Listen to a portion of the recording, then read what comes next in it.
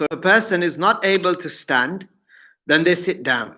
If they're not able to sit down, then what they do is that they would lay down, and with their feet they would face the qiblah. It is also valid if he lays on his side. So that's valid.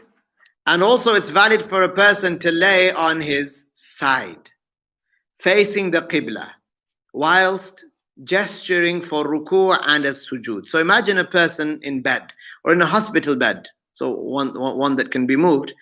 So what would be done? They would just be moved to a direction in which the Kaaba is. So they lay on their right side, for example. Or they lay on their left side, for example, and they would be facing the qiblah.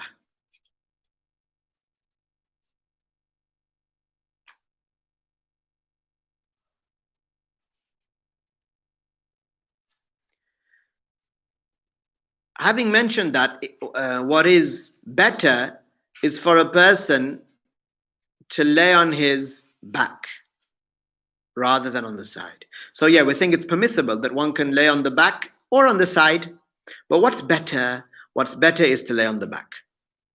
To lay on the back. And if he does lay on his right hand side, then what is better is for a person to lay, if he does lay on his side, it's better for him to lay on the right hand side.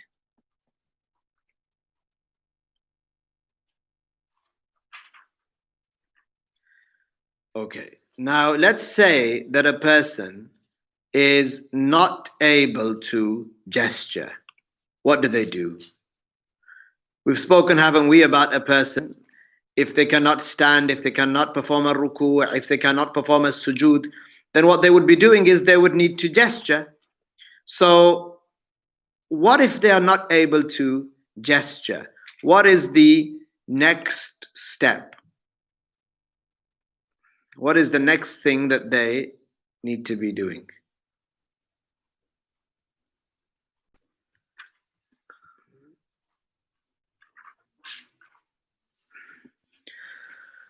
If a person is not able to signal, is not able to gesture with the head, then he is not obligated to do so with the eyes.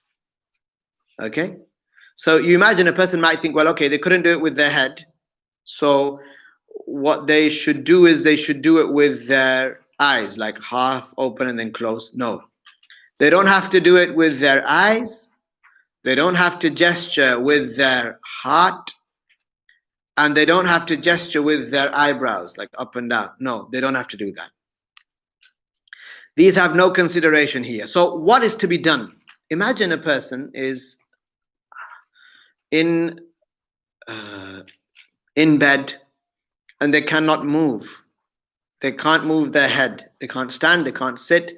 They're laying down and they can't move their head. So what do? There are three sayings. One saying is that this person will be obligated to make this prayer up later, to do qada for it. This is the first saying within the school. Now, even if it becomes a lot of prayers, then they would need to make them up. This is in a situation where a person is able to understand when spoken to. So imagine a person in a hospital bed. If they're able to understand when they are spoken to, but they cannot move, there will be other signs of that. You might talk to them and for yes and no, they can use their eyes. So you know they understand what you are saying. This person has to make these prayers up if they are able to make them up.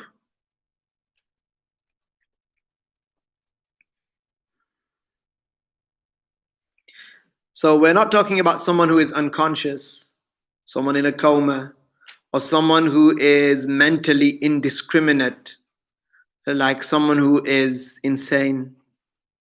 No, we're not talking about that. person, because that person is not accountable. The prayer isn't obligatory upon the non-accountable person. This is one saying. Another saying is that this person is not obligated to make these prayers up. They're not obligated to make these prayers up. These scholars, they said that even if a person understands, even if when you talk to them they react, and you know that they're understanding what you are saying, even if the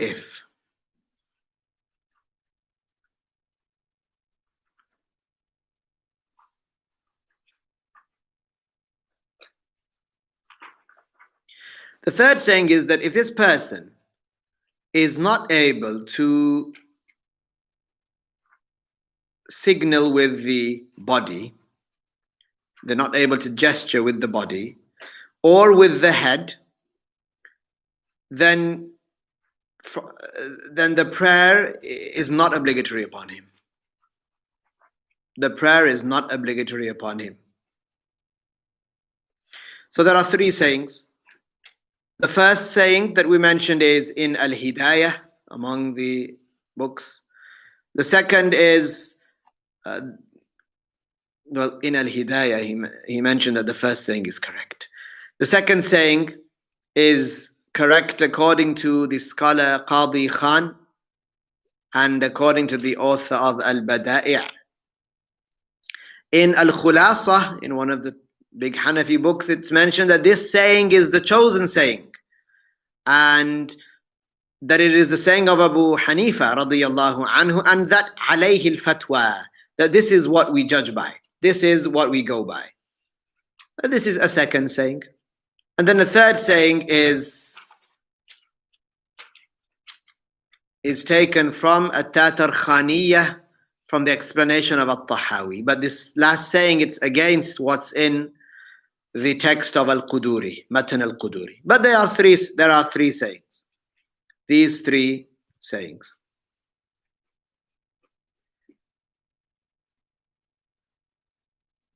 I'll just read some of what is here and then we'll finish with it next week. If a person is able to stand but not able to perform a sujood and a ruku', then he is not obligated to stand. So, something new now. If a person is not able to, if a person is able to stand, but they can't perform a ruku' or a sujood, then they are not obligated to stand. Why? Because standing is only an integral because it is through standing that you go to a ruku' and a sujood. So if a person is not able to do a ruku' or a sujood, then why stand? Then a person is not obligated to stand. In this situation, he is permitted to pray sitting down. Also, if a person who is not ill, he's fine and he is praying, but then he becomes ill during the prayer, he can sit down and continue his prayer sitting down. And he bows and he prostrates. He performs a ruku' and a sajda. Otherwise, if he's not able to perform a ruku' or a sajda, he gestures to it.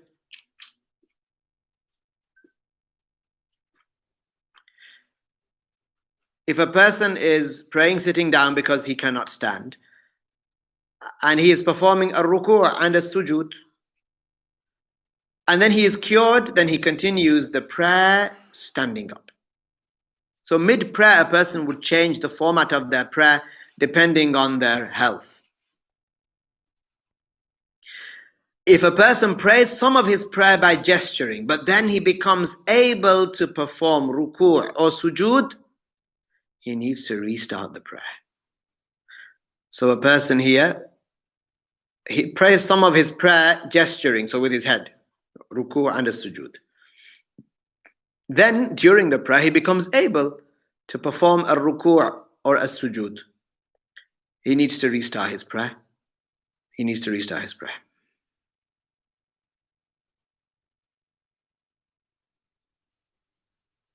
Whoever becomes unconscious for the duration of 5 prayers or less, he is obligated to make them up.